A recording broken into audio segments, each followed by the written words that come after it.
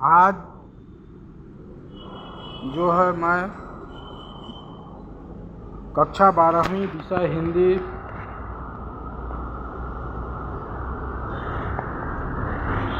की तैयारी कैसे करें परीक्षा की दृष्टि से उसके बारे में बता रहा हूँ।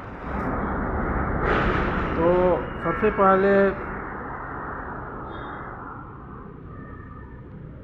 सभी पाठों का शीर्षक और उनके लेखक का नाम याद करें।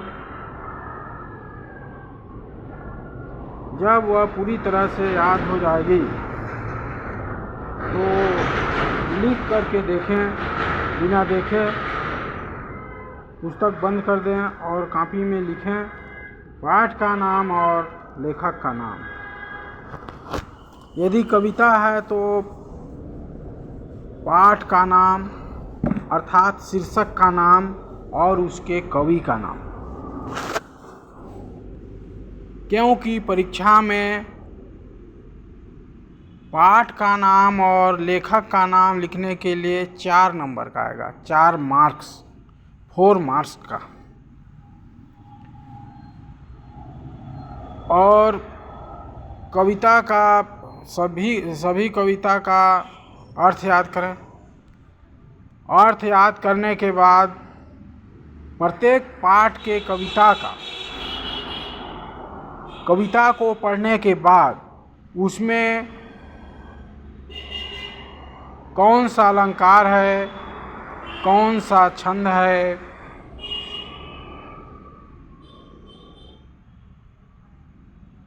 उसको पहचानने का प्रयास करें, क्योंकि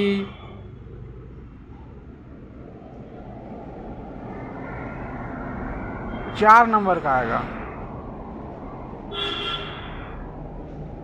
4 नंबर यानी 4 मार्क्स। प्रत्येक पाठ को अच्छे से पढ़ें, इस तरह से पढ़ाई करें, इस तरह से दिमाग में बैठाएं कि कोई भी पाठ पढ़ने के बाद जो है पाठ का नाम और लेखक का नाम पहचान में आ जाए।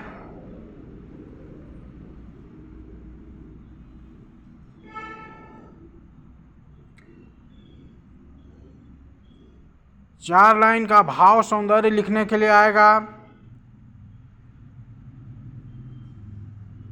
जब तक काव्यखंड में सभी कविता का अर्थ याद नहीं रहेगा, अर्थ का मतलब होता है भावार्थ, व्याख्या, जब तक व्याख्या मालूम नहीं रहेगा तब तक भाव सौंदर्य नहीं लिखा जा सकता। भाव सौंदर्य लिखने के लिए आएगा 2 नंबर का। तो सभी कविता का अर्थ याद करें। इसके बाद वितान भाग से आएगा प्रश्नोत्तर 12 नंबर का। 4 नंबर का 3 ठो क्वेश्चन रहेगा, दिया रहेगा।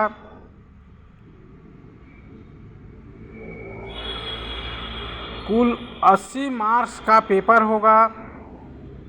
80 नंबर का पूर्णांक 80 रहेगा, जिसमें 12 नंबर का पहला क्वेश्चन रहेगा। 12 नंबर का 12 नंबर में अपठित गद्यांश रहेगा। अपठित गद्यांश के अंतर्गत 5 ठो क्वेश्चन आंसर रहेगा 10 नंबर का। 1 नंबर का उपसर्ग और प्रत्यय रहेगा और 1 नंबर का संधि रहेगा। उपसर्ग प्रत्यय रहेगा 1 नंबर का और 2 नंबर का संधि और समास रहेगा। कुल 3 नंबर का 3 मार्क्स का जो है संधि, समास, प्रत्यय, उपसर्ग मिला करके आएगा एग्जाम में। इसलिए सभी स्टूडेंट जो कक्षा 12वीं में इस वर्ष गए हैं या जाने वाले हैं, वो हिंदी के लिए संधि, समास, प्रत्यय, उपसर्ग, संधि, समास, प्रत्यय, उपसर्ग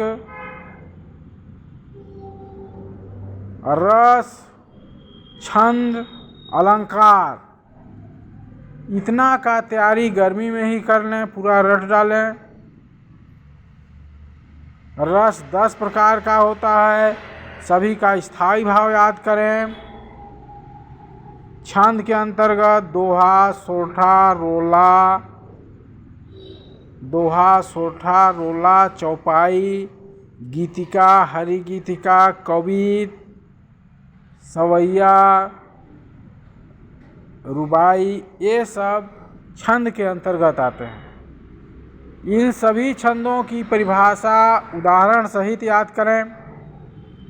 अलंकार के अंतर्गत अनुप्रास अलंकार, यमक अलंकार, श्लेष अलंकार, भ्रांतिमान अलंकार, अतिशयोक्ति अलंकार,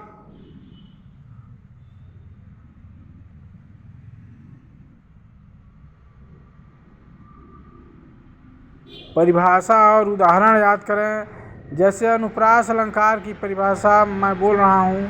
चारु चंद्र की चंचल किरणें खेल रही थी जलथल में, स्वच्छ चांदनी बिछी हुई थी अवनी और अंबर तल में।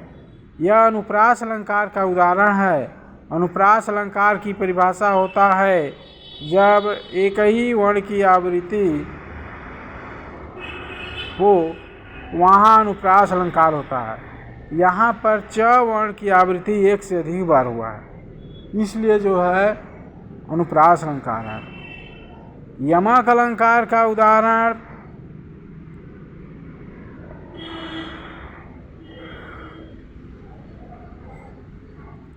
कनक कनक ते सौगुनी मादकता अधिका, या खाए बौराए जग वा पाए बौराए।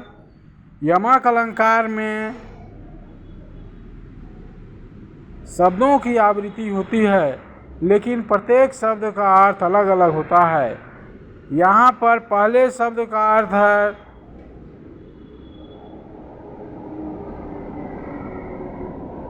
धतूर और दूसरे कनक शब्द का अर्थ है सोना।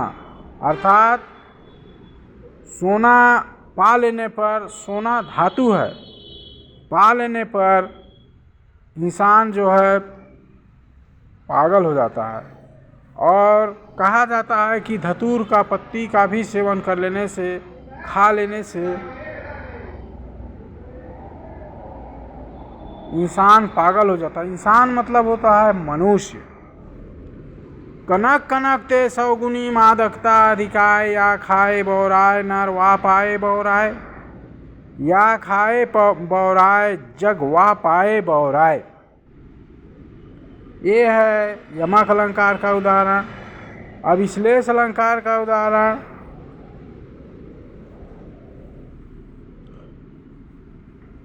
ये कहीं परिभाषा जहाँ एक ही शब्द एक से अधिक बार आए, दो से अधिक बार आए, एक शब्द दो से अधिक बार आए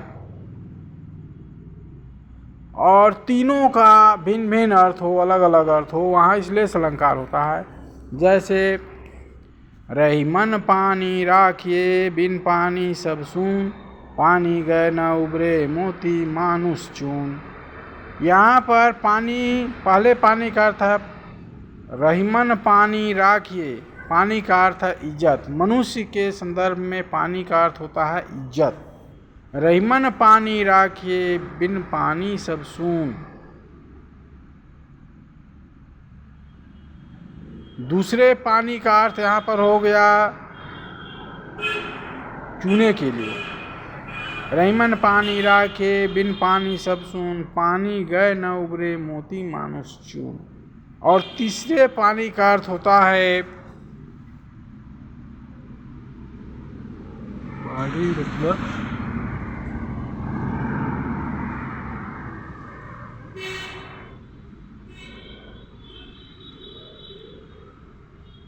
इंसान के लिए पानी का अर्थ हो गया इज्जत,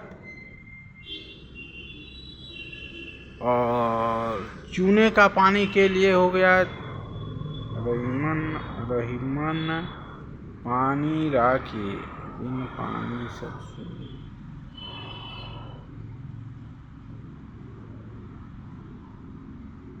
मोती मानुष चूर्ण। तीसरे पानी का अर्थ हुआ मोती का चमक। यदि इंसान का समाज में इज्जत मान सम्मान खत्म हो जाए तो उसका कोई वैल्यू नहीं रह जाता है।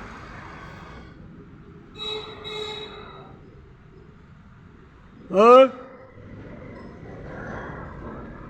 चूना में अगर पानी नहीं डाला जाए, सूख जाए चूना, तो उसका वो महत्वहीन हो जाता है, बेकार हो जाता है। रहीमन पानी राखे बिन पानी सब सुन, पानी गए ना हो। इंसान का यदि इज्जत चला जाए, सम्मान चला जाए, तो वह समाज में रहने लायक नहीं रहता, उसका कोई महत्व नहीं रह जाता। यहाँ पर तीनों पानी का अर्थ अलग अलग हुआ, इसलिए श्लेष अलंकार। अतिशयोक्ति अलंकार जहाँ किसी वस्तु या व्यक्ति का बढ़ा चढ़ाकर वर्णन किया जाता है, वहाँ अतिशयोक्ति अलंकार होता है। जैसे हनुमान की पूंछ में लग न पाई आग, लंका सारी जल गई, गए निशाचर भाग। यहाँ पर जो है इस दोहे में हनुमान की पूंछ में आग नहीं लगी है, अभी तक नहीं लग पाई है आग, और लंका में हल्ला हो गया, प्रचार हो गया कि चारों सभी जगह इस दुनिया में हल्ला हो गया कि लंका जल गया, जबकि यहाँ हनुमान की पूंछ में अभी आग भी नहीं लग पाई है। यहाँ पर बढ़ा चढ़ाकर वर्णन किया गया है, इसलिए यह अतिशयोक्ति अलंकार है। हनुमान के पूंछ में लग न पाई आग, लंका सारी जल गई, गए निशाचर भाग।